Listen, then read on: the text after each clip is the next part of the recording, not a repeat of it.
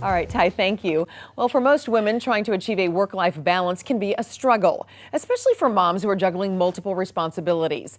Licensed therapist Dr. Rachel Glik is with us this morning with some ways you can incorporate self-care into your life. Good morning to you. Good morning. Yeah, super tough for moms. We always tend to put our children first. You have 3 steps so that we can take. What are those? Yes. Well, the first one is to really be aware of what lights you up and to realize how important it is to stay connected to that. I like to ask people this question for them to ask themselves. Okay. Something in my life is not right unless I'm, and whatever that is. Yeah, and it's going to be of mind, it's going to be of body, it's going to be of spirit, it's going to be of heart with relationships. So asking those questions can be really key because then you can really know what is it that you value, what is it that you know keeps you grounded and happy. Absolutely. The next one is connect with your inner worth. Yes. Explain that.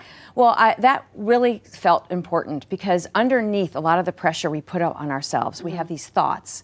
And if we're not aware of the thoughts that we're having, then we really don't have as much control over our lives. So a lot of our thoughts are feeling like we're not enough, not worthy.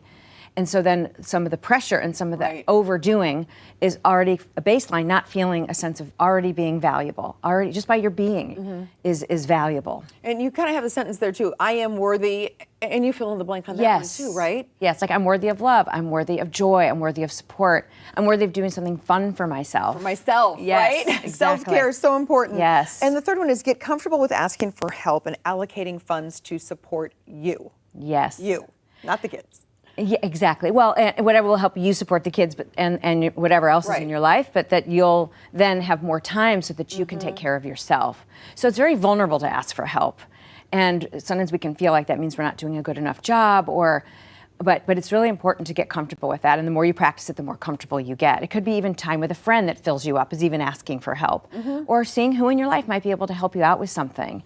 There's also a lot of like domestic harmony topics right now. So it's also important in a calm way to talk about with your partner, whoever else is in your life, to see how you might be able to share responsibilities. Do you think it's getting harder or easier for moms? I feel like through COVID and the economy that more kids are staying home longer. They're in the household with you longer. That there may be pressures that last beyond high school or college.